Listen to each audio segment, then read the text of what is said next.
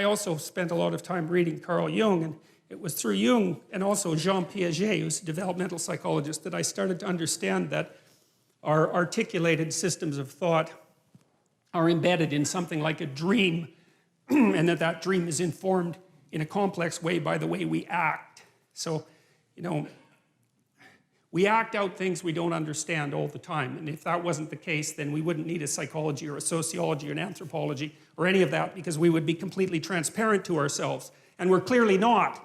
So we're much more complicated than we understand, which means that the way that we behave contains way more information than we know.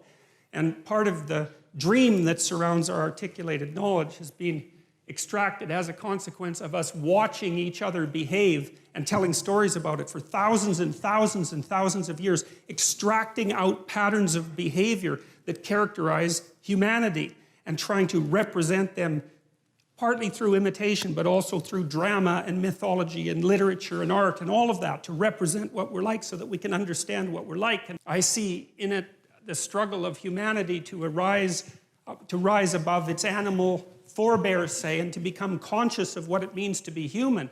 And that's a very difficult thing because we don't know who we are, what we are, where we came from, or any of those things. And, you know, the life is an unbroken chain going back 3.5 billion years. It's an absolutely unbelievable thing. Every single one of your ancestors reproduced successfully for 3.5 billion years. It's absolutely unbelievable. We rose out of the dirt and the muck, and here we are, conscious but not knowing, and we're trying to figure out who we are. Freud, I suppose, in some sense, started to collate the information that we had pertaining to the notion that people lived inside a dream. You know, it was Freud who really popularized the idea of the unconscious mind. And we take this for granted to such a degree today that we don't understand how revolutionary the idea was. Like what's happened with Freud is that we've taken all the marrow out of his bones, so to speak, and left the husk behind. And you know, now when we think about Freud, we just think about the husk because that's everything that's been discarded. But so much of what he discovered is part of our popular conception now, including the idea that your perceptions and your actions and your thoughts are all, what would you say, informed and shaped by unconscious motivations that are not part of your voluntary control. And that's a very, very strange thing. It's one of the most unsettling things about the psychoanalytic theories, because the psychoanalytic theories are something like, you're a loose collection of living sub-personalities, each with its own set of motivations and perceptions and emotions and rationales, all of that.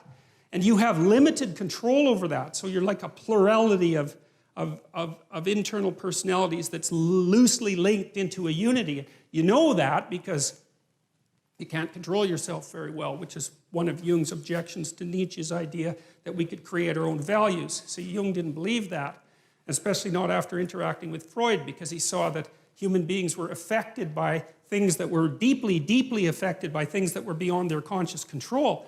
And no one really knows how to conceptualize those things. You know, the cognitive psychologists think about them in some sense as computational machines. And the ancient people, I think, thought of them as gods, although it's more complex than that. Like rage would be a god. Mars, the god of rage, that's the thing that possesses you when you're angry. You know, it has a viewpoint and it says what it wants to say, and that might have very little to do with what you want to say when you're being sensible. And it doesn't just inhabit you, it inhabits everyone, and it lives forever, and it even inhabits animals. And so it's this transcendent psychological entity that inhabits the body politic like a thought inhabits the brain. That's one way of thinking about it. It's a very strange way of thinking, but it certainly has its merits. And those things, well, in some sense, those are deities, although it's not that simple. And so Jung got very interested in dreams and started to understand the relationship between dreams and myths, because he would see in his clients' dreams echoes of stories that he knew because he was deeply read in mythology. And then he started to believe that the dream was the birthplace of the myth, and that there was a continual interaction between the two processes, the dream and the story, and storytelling. And, well, you know, you tend to tell your dreams as stories when you remember them. And some people remember dreams all the time, like 2 or 3 a night. I've had clients like that, and they often have archetypal dreams that have very clear mythological structures. I think that's more the case with people who are creative, by the way, especially if they're a bit unstable.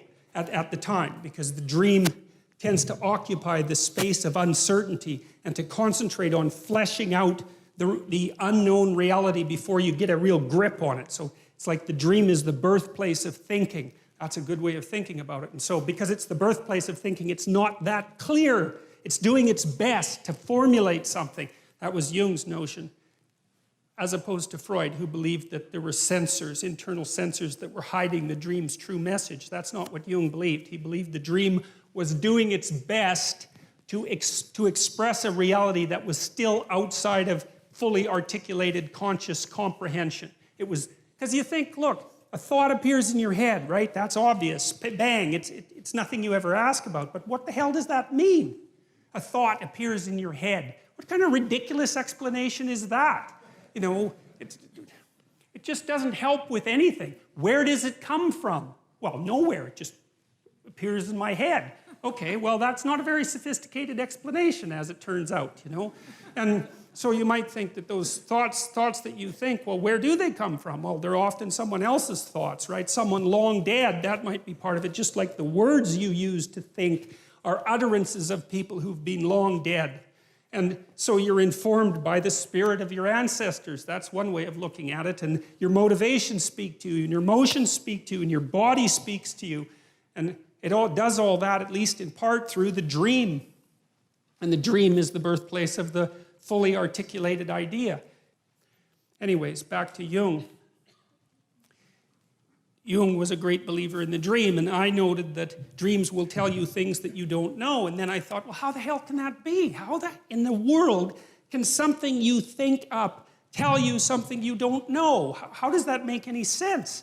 First of all, why don't you understand it? Why does it have to come forth in the form of the dream? It's like there's something going on inside you that you don't control, right? The dream happens to you just like life happens to you. I mean, there is the odd lucid dreamer who can, you know, apply a certain amount of conscious control, but most of the time you're laying there asleep and this crazy complicated world manifests itself inside you, and you don't know how. You can't do it when you're awake, and you don't know what it means. It's like, what the hell's going on? And that's one of the things that's so damn frightening about the psychoanalysts, because you get this both from Freud and Jung, you really start to understand that there are things inside you that are happening that control you instead of the other way around. You know, there's a bit of reciprocal control, but there's manifestations of spirits, so to speak, inside you that determine the manner in which you walk through life. And you don't control it. And what does? Is it random? You know, there are people who have claimed that dreams are merely the consequence of random neuronal firing, which is a theory I think is absolutely absurd, because there's nothing random about dreams. You know, they're very, very structured and very, very complex, and they're not like snow on a television screen or static on a radio. Like, those things are complicated. And then also I've seen so often that people have very coherent dreams that have a perfect narrative structure. Now, they're fully developed in some sense, and so that theory just doesn't go anywhere with me. I just can't see that as useful at all. And so I'm more likely to take the phenomena seriously and say, well, there's something to dreams. Well, you dream of the future and then you try to make it into a reality. That seems to be an important thing. You know, or maybe you dream up a nightmare and try to make that into a reality, because people do that too if they're hell-bent on revenge, for example, and full of hatred and resentment. I mean, that manifests itself in terrible fantasies. You know, those are dreams, then people go act them out. These things are powerful, you know, and whole nations can get caught up in collective dreams. That's what happened to the Nazis. That's what happened to Nazi Germany in the 1930s. It was an absolutely remarkable, amazing, horrific, destructive spectacle. And the same thing happened in the Soviet Union. The same thing happened in China. It's like, we have to take these things seriously, you know, and try to understand what's going on.